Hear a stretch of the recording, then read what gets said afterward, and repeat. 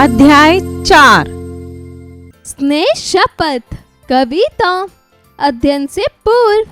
पिताजी, आपने उन्हें क्यों उठाया? हमें असहाय व्यक्ति की हमेशा सहायता करनी चाहिए, मगर उसने तो आपको चोट पहुंचाई थी। भेदभाव इंसान के अवगुण को प्रदर्शित करता है, इसलिए मदद करते वक्त भेदभाव नहीं करना चाहिए। कविता का मूल तत्व परिस्थितियों के अनुसार स्वयं को परिवर्तित कर लेना चाहिए। हो मित्र या कि वे शत्रु हो, परिचित हो या परिचय विहीन, तुम जिसे समझते रहे बड़ा या जिसे मानते रहे दीन। यदि कभी किसी कारण से उसके यश पर उड़ती दिखे धूल, जो सख्त बात कहे उठने की तेरी जीवा से हो ना भूल। मत कहो कि वह ऐसा भी था, मत कहो कि इसके 100 गवाह। यदि सचमुच की वह फिसल गया या पकड़ी उससे गलत रहा, तो सख्त बात से नहीं स्नेह से काम जरा लेकर देखो। अपने अंतर का नेह अरे देख कर देखो। कितने भी गहरे रहे गर्त, हर जगह प्यार जा सकता है। कितना भी भ्रष्ट जमाना हो, हर समय प्यार भा सकता है। जो गिरे हुए को उठा सके, इससे प्यारा कुछ जतन नहीं। दे प्यार उठा पाए ना जिसे, इतना गहरा कुछ पतन नहीं। देखे से प्यार भरी आंखें दुस्साहस पीले होते हैं। हर एक दृष्टा के कोपल आंसू से गीले होते हैं। तो सख्त बात से नहीं, स्नेह से काम जरा लेकर देखो। अपने अंतर का ने भला देकर उसके तो देखो।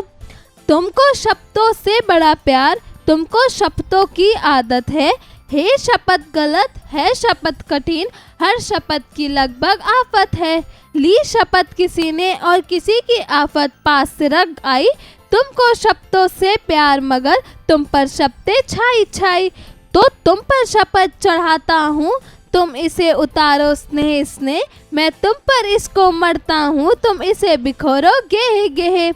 है शपथ तुम्हें करुणा कर की, है शपथ तुम्हें उस नंगे की, जो भीख स्नेह की मांग मांग मर गया कि उस भिखमंगे की।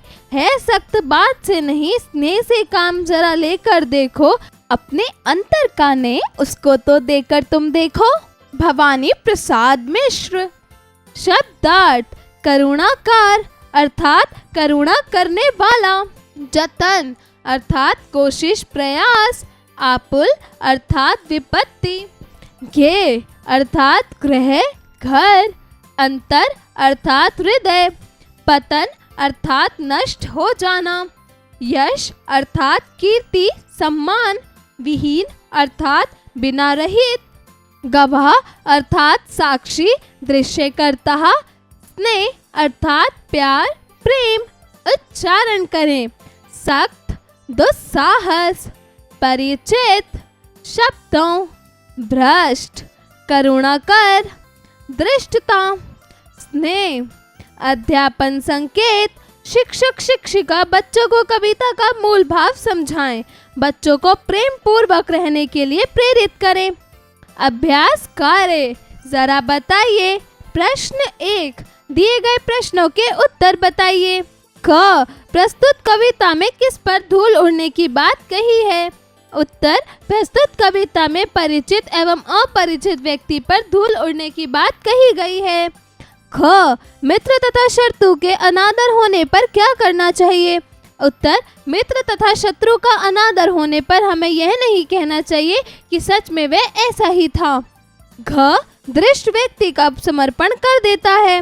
उत्तर, जब कोई दृष्ट व्यक्ति का पतन होने से रोकता है और उसके आंसू पोंछता है, तब वह दृष्ट व्यक्ति समर्पण कर देता है। ड़, कविता में कवि ने किसकी शपथ का हवाला दिया है?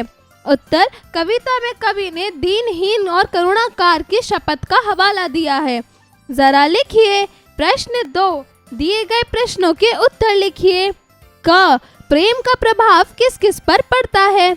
उत्तर, प्रेम का प्रभाव दृष्ट के साथ साथ प्रत्येक व्यक्ति पर पड़ता है। ख, किसी व्यक्ति से गलती हो जाने पर उसके साथ कैसा व्यवहार करना चाहिए?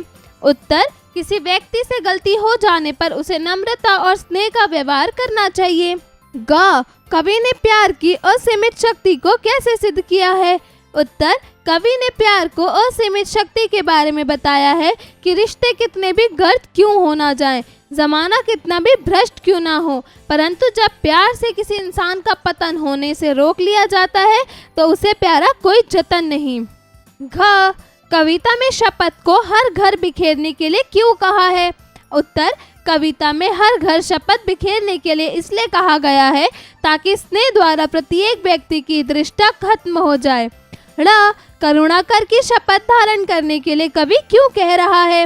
उत्तर, करुणाकर की शपथ लेने के लिए कवि इसलिए कह रहा है ताकि कोई अनुचित या झूठी शपथ से किसी के ऊपर आफत से ना पसर जाए। प्रश्न 3, दी गई पंक्तियों को पूरा कीजिए। क, तुम जिसे समझते रहे बड़ा या जिसे मानते रहे दीन, यदि कभी किसी कारण से उसके यश पर उड़ती दिखे धूल, तो सख्त बात कहे उठने की तेरी जीवा से हो ना भूल।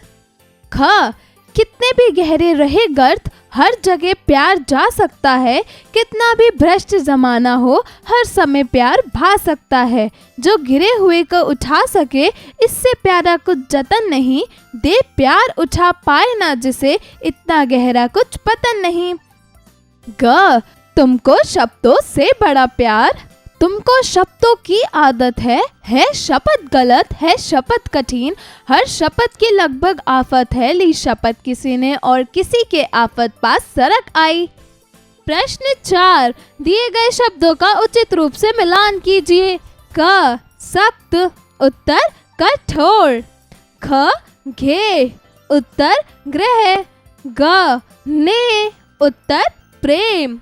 घ, मित्र, उत्तर दोस्त। ड़, शत्रु, उत्तर दुश्मन। प्रश्न 5, दिए गए प्रश्नों के लिए उचित विकल्प का चयन कीजिए। क, कविता में सबसे न्यारा जतन किसे कहा गया है? धृष्टता को, गिरे हुए को उठाने को, गर्त में गिराने को, इनमें से कोई नहीं। उत्तर, गिरे हुए को उठाने को। ख, कवि के द्वारा शपथ को किस प्रकार उतारने के लिए कहा है?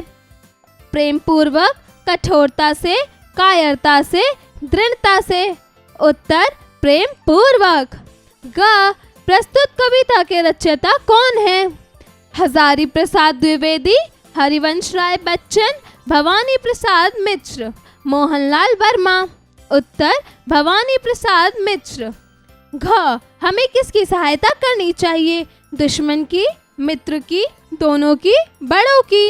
उत्तर, दोनों की। ड़, कविता में प्रयुक्त शब्द आफत से क्या तात्पर्य है? विपत्ति, आपत्ति, सफलता, कंटकित। उत्तर, विपत्ति। जरा सोचिए। प्रश्न 6, प्रेम रक्त व्यक्ति किसी भी कार्य को सुचारू रूप से करवाने में सक्षम होता है। इस कथन से आप क्या समझते हैं? सोच समझकर बताइए। जरा भाषा पर गौर कीजिए। प्रश्न 7, दिए गए शब्दों से वाक्य निर्माण कीजिए। क, शपथ, उत्तर, हमें देश के गौरव और सम्मान की रक्षा के लिए शपथ लेनी चाहिए। ख, भ्रष्ट, उत्तर, आजकल सभी ईमानदारी को छोड़कर भ्रष्ट बनते जा रहे हैं। ग, करुणा, उत्तर, मेरी माँ करुणा की सागर और ममतामय है। घ, कठिन, उत्तर, हमें कठिन परिस्थितियों में घबराना नहीं चाहिए। ड़, परिचित, उत्तर, परिचित हो या अपरिचित व्यक्ति सभी का सम्मान करना चाहिए। प्रश्न 8, दिए गए शब्दों का संधि विच्छेदन कीजिए। क, परिणाम, उत्तर, परि जमा नाम। ख, दिगंबर, उत्तर, दिक जमा अंबर। घ, भविष्य, उत्तर, भव जमा आश्रय। घ, दुष्कर्म, उत्तर, दुष् जमा कर्म। ड़, पित्रागा, उत्तर, पितृ जमा आज्ञा। प्रश्न 9, दिए गए वाक्यों में कारक को रेखांकित करके लिखिए। क, हेमंत ने राष्ट्रपति के हाथों पुरस्कार पाया। उत्तर, ने, के।